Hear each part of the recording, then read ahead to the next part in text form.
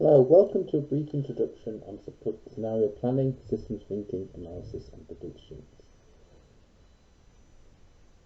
This very brief introduction is simply to clarify what I believe Sun Tzu had to say on these issues and why they are relevant today. The majority of the actual specific details of the different forecasting methods, etc., will be detailed in other recordings. So what did Sun Tzu have? In The Art of War, he claims that it's governed by 5 constant factors, and these must all be taken into account. And he talks to these about the moral law, heaven, earth, the commander, method and discipline. I believe in the slightest look at these, we'll see that these are very much relevant to the way we in public sector areas will wish to manage and operate many of our systems, our operations today. And they are not the constant neoliberal mark that is often used with the idea of the art of war, which emphasises the war and emphasises the military conflict. Sun Tzu starts with the moral law. He looks at these as they come together and they combine to make successful planning. He divides it into these 5 clear areas, and this allows you to take a systematic approach to it. These systems, however, he shows do clearly overlap and represents a kind of the bigger picture as we would imagine it. So what is the most important thing that we're looking at? Well, Sun Tzu starts with the moral law. The moral law calls the people to be in complete accord with their ruler, so they will follow him in regards to their lives and dismayed by any danger.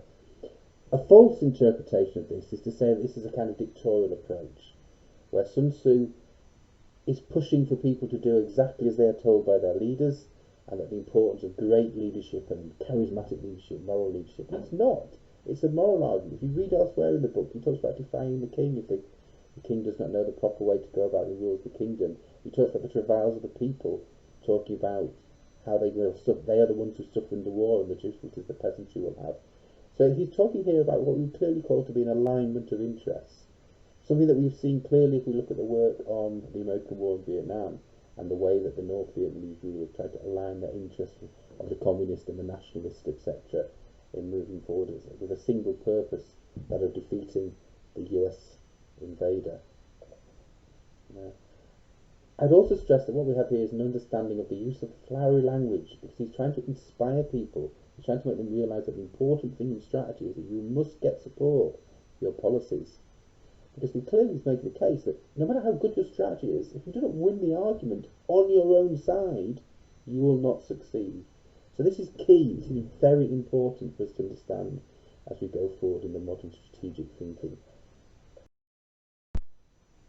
He talks about heaven, signifying the day and the night, the cold and the heat, the times and the seasons. Passage of time has long been concerned with the public leader. How do we work ourselves forward? This has not changed. How do we look at the way things will happen over the years ahead? How do we forecast? How do we predict? How do we understand?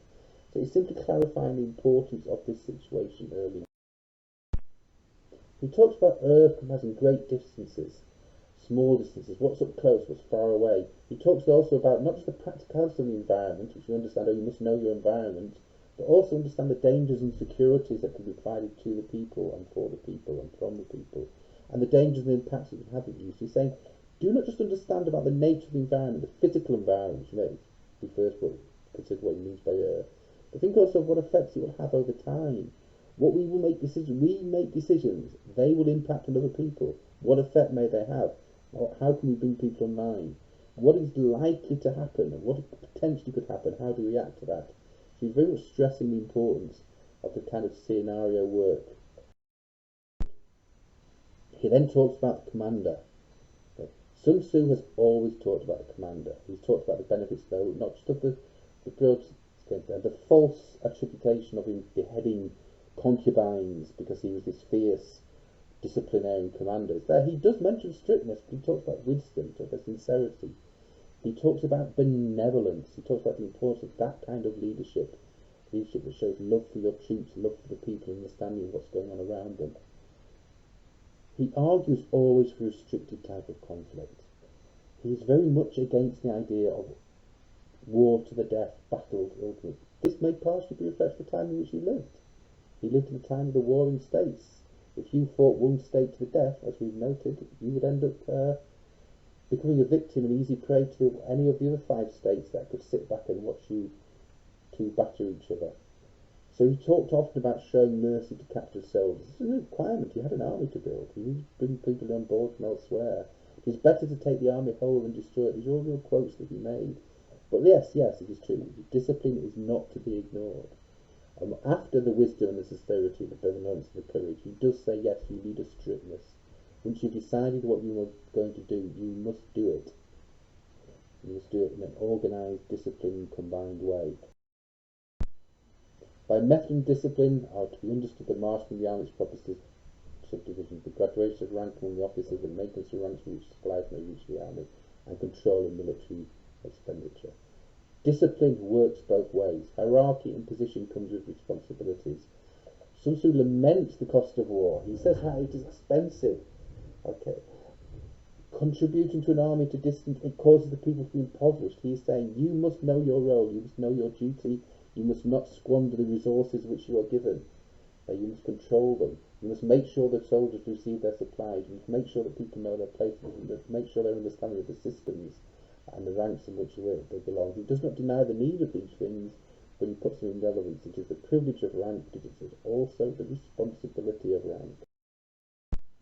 So in conclusion, make sure that as we put together our plans, we are systematic in our approach.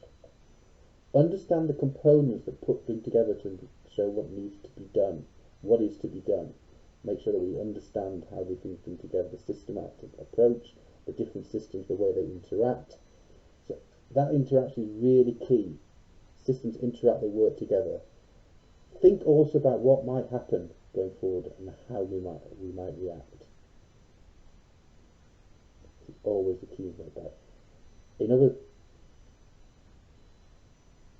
programs, in other lectures, in other recordings, I will explain to you the different types of methodology we can use to achieve that. Thank you for listening.